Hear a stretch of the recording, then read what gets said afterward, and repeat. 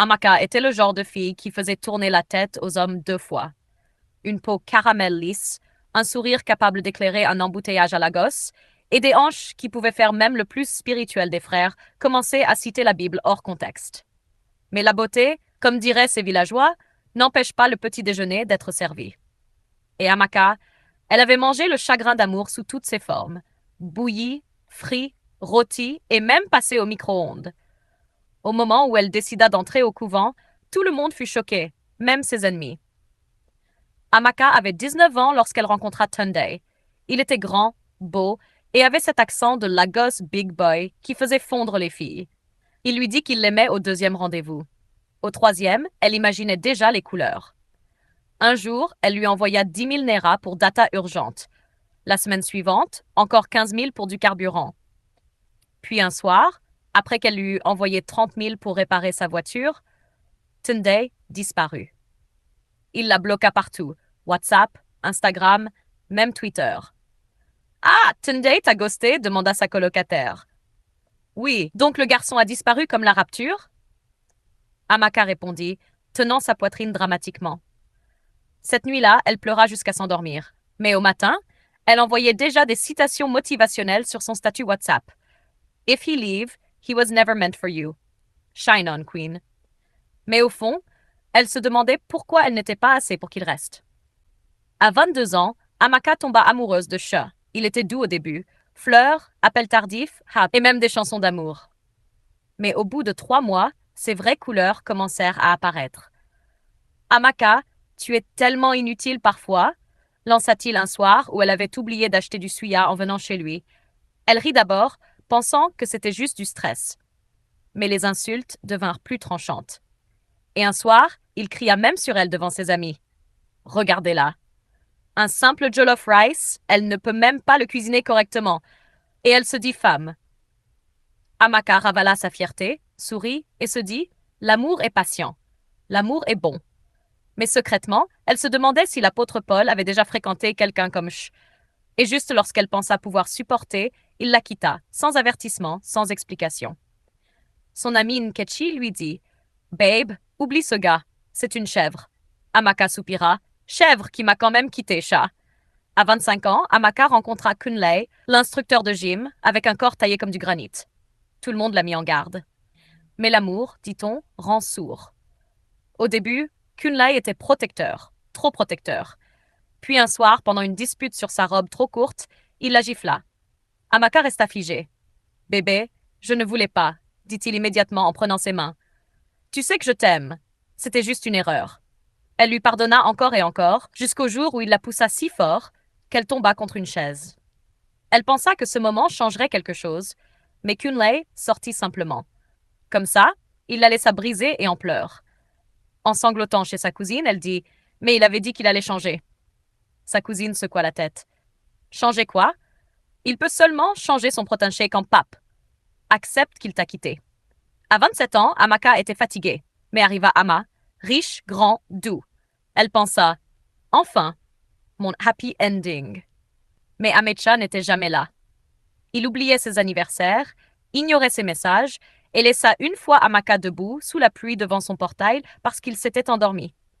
Amaka lui donnait aussi de l'argent, payant de petites factures ici et là, jusqu'à ce qu'elle réalise qu'elle était essentiellement son distributeur automatique avec des cils. Un soir, elle le confronta. Amecha, est-ce que tu te soucies même de moi? Il leva les yeux de son téléphone et haussa les épaules. Amaka, s'il te plaît, commence pas, je suis occupée. La semaine suivante, lui aussi, disparut. Pas d'explication, pas d'adieu. Il partit simplement, laissant son cœur encore en morceaux. Après tout cela, le cœur d'Amaka était fatigué. Tellement fatigué qu'un matin, en faisant défiler Instagram, elle vit une vidéo de religieuses catholiques chantant joyeusement. Regarde la paix, murmura-t-elle. Regarde le bonheur. Pas d'homme, pas de chagrin, pas d'insulte, juste Jésus. Et juste comme ça, Amaka décida d'entrer au couvent. Quand ses ex entendirent la nouvelle, ils furent choqués. Tande, attends, la même Amaka qui m'envoyait de l'argent, devenue sœur. Donc elle est partie cacher sa cuisine inutile au couvent? Elle ne tiendra pas. Elle aime trop les hommes. Amaka, pendant ce temps, faisait ses valises, disant à son ami Nkechi, au moins, Ce Jésus-là ne peut pas me quitter. Mais au fond, elle n'en était pas sûre. J'ai uniquement corrigé et ajouté la ponctuation, guillemets, virgule, point, tiret, accent, etc., sans toucher au sens. Le premier matin au couvent faillit tuer Amaka. À exactement 4h30, le son fort de la cloche de la chapelle déchira le silence comme Nepa ramenant la lumière après 3 jours. Levez-vous, sœur. Temps pour les prières du matin. Amaka ouvrit un œil et souffla discrètement. Même la gifle de Kunley ne m'a jamais réveillée aussitôt. Elle se traîna hors du lit étroit, enfila son châle et marcha vers la chapelle comme une prisonnière condamnée. La chapelle sentait le vieux bois, la cire de bougies et la dévotion. Les autres religieuses s'agenouillèrent gracieusement, murmurant leurs prières comme des anges. Amaka s'agenouilla 5 minutes avant que ses genoux ne commencent à pleurer à l'aide. Seigneur, murmura-t-elle en bougeant discrètement, même toi, tu sais que je ne suis pas construite pour ce genre de carrelage. Une des sœurs lui lança un regard sévère. Amaka baissa vite la tête, faisant semblant de prier. Mais, dans sa tête, elle calculait combien d'heures restaient avant le petit déjeuner. Après les prières vinrent les corvées. Amaka, balaie la cour, instruisit la mère supérieure. Amaka sourit poliment. Oui, mère. Mais en traînant le balai dans la cour poussiéreuse, elle murmura de payer le carburant des hommes à balayer la poussière pour Jésus. Quel glow-down! Les autres sœurs travaillaient avec joie, fredonnant des hymnes en nettoyant. Amaka, elle, se plaignait doucement tout le long. Regarde la vie d'une Ketchi, soupira-t-elle. À cette heure-ci, elle mange sûrement igname et œufs avec un coca bien frais. Et moi, je balais la poussière avec le Saint-Esprit.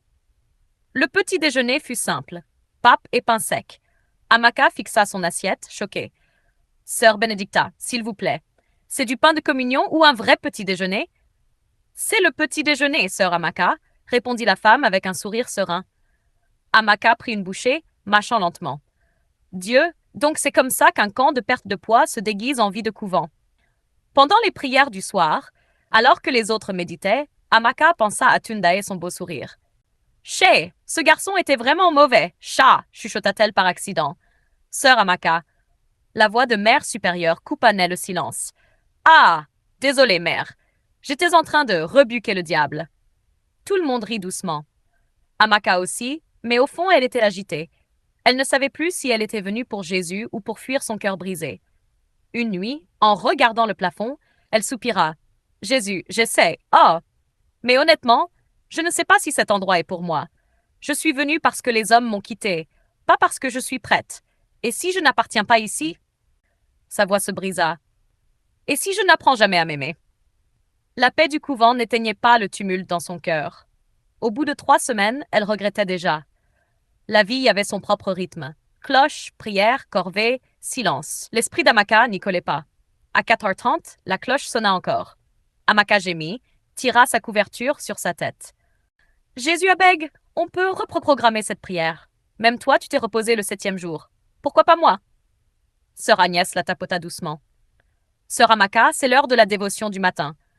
Amaka souffla doucement. Si j'avais su que c'était une formation militaire, j'aurais refait le Nanyasé. Pendant la prière, alors que les autres murmuraient en langue, l'esprit d'Amaka vagabondait. Elle pensa à Chick insultant son jollof rice. Elle pensa à Ama dormant pendant qu'elle était sous la pluie. Elle pensa aux muscles de Kunlai, puis se gifla elle-même la cuisse. Père, Seigneur, je rejette cette imagination luxurieuse, dit-elle trop fort. Quelques sœurs retinrent leur rire. Mère supérieure lui lança un regard capable d'éplucher du yam. Un après-midi, alors qu'elle frottait le sol de la chapelle, le portier annonça une visite. Une visite? Pour qui? Demanda Amaka. Pour sœur Amaka. Elle cligna des yeux. Moi? Qui sait même que je suis ici? Lorsqu'elle sortit, sa mâchoire tomba. C'était Tunde, monsieur fantôme en personne, l'air bien nourri et sans honte. Amaka, dit-il en ouvrant les bras. Donc c'est vrai que tu es ici. Amaka plissa les yeux. Tu m'as bloqué partout, disparu comme la rapture, et maintenant tu es devant moi dans la maison du Seigneur? Tunde se gratta la tête. Ah, babe, pardon, désolée, sœur, ce n'est pas comme ça. Je suis venue vérifier. Tu sais, Ketchup. Elle croisa les bras. Ketchup, qu'est? Ceci n'est pas DSTV. Ils s'assirent sous un manguier. Tun tenta d'être romantique. Amaka resta froide. Alors, sœur Amaka, commença-t-il, tu pries pour moi ici? Elle éclata de rire. Prier pour toi? Je prie encore pour moi-même, mon frère. La manière dont tu m'as laissé, même mon ange gardien, est encore en choc. Il se tortilla. J'ai changé. Amaka leva les sourcils. Changé en quoi? Un meilleur fantôme? Il rit faiblement. Tu sais que je te manque, non? Elle le regarda. Son cœur se serra un instant. L'ancienne Amaka aurait fondu. Mais cette nouvelle version, malgré sa confusion, sourit sarcastiquement. Je te manque, ou c'est mon argent qui te manque. Sois précis. Tunde ne répondit pas. Ce soir-là, Amaka raconta tout à sœur Agnès. Il a dit qu'il me manque. Sœur Agnès inclina la tête. Et qu'as-tu dit? Je lui ai dit d'aller manquer Nepa, puisqu'eux aussi disparaissent tout le temps. Elles rirent ensemble. Mais la nuit, Amaka sentit encore la douleur. Pourquoi son cœur désirait-il encore des hommes qu'il avait laissés? Pourquoi cherchait-elle encore leur validation, même ici? Elle soupira profondément. Jésus, aide-moi à m'aimer moi-même. Parce que si Tunde revient demain avec du suya, je ne me fais pas confiance. 6 mois au couvent furent comme 6 ans pour Amaka. Mais, au milieu des plaintes, sarcasmes et rêves secrets de Plantain Free, quelque chose changeait en elle. Un soir, elle s'assit dehors avec sœur Agnès. Le soleil se couchait. Amaka, dit sœur Agnès doucement, pourquoi es-tu vraiment ici? Amaka soupira, regardant ses mains. Parce que tous les hommes que j'ai aimés m'ont quitté. Je pensais qu'ici, au moins, Jésus ne me quitterait pas. Sœur Agnès sourit. Ma chère, même Jésus veut que tu t'aimes toi-même. Tu n'as pas besoin de te cacher ici pour être aimée. Tu étais déjà suffisante avant qu'il ne parte. Ces mots frappèrent Amaka comme le tonnerre. Pour la première fois, elle ne plaisanta pas. Elle ne répondit pas. Elle pleura silencieusement. Une semaine plus tard, Mère supérieure la convoqua. Mon enfant, je t'ai observé ces 6 mois. Tu es ici, mais ton cœur erre encore. Amaka avala difficilement. Je pensais trouver la paix ici, mère, mais ma paix n'était jamais liée à cet endroit, n'est-ce pas? Mère supérieure prit sa main. La paix est en toi, Amaka. Tu as cherché l'amour dans les hommes, puis ici au couvent. Mais ce dont tu as besoin, c'est de te regarder dans le miroir, sourire et savoir que tu es digne. Pour une fois, Amaka ne se sentit pas grondée. Elle se sentit comprise. Le lendemain matin, Amaka fit sa valise. Son cœur était plus léger qu'il ne l'avait été depuis des années. Sœur Agnès la serra fort. Souviens-toi, ne retourne pas vers des hommes qui te traitent comme une option. Tu n'es pas un small chop. Tu es le repas complet. Amaka rit en pleurant. Sœur Agnès, abeg, tu parles comme un quote Instagram. Mère supérieure sourit aussi en la bénissant. Va, Amaka, vis, aime-toi et trouve la joie hors de ces murs. En franchissant la porte du couvent, le monde semblait plus lumineux. Elle n'était plus pressée d'aller dans les bras de quelqu'un. Elle n'essayait plus de prouver sa valeur en cuisinant du jollof ou en envoyant du urgent de Kai. Elle était simplement Amaka, belle, forte, et enfin en train d'apprendre à s'aimer. En marchant sur la route poussiéreuse, elle éclata de rire. Imaginez-moi, Amaka, le distributeur automatique avec des cils. Maintenant, Amaka, la reine de l'amour-propre.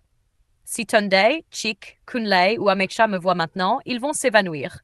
Elle ajusta son sac, leva le menton et murmura qu'ils s'évanouissent. Moi, j'ai fini.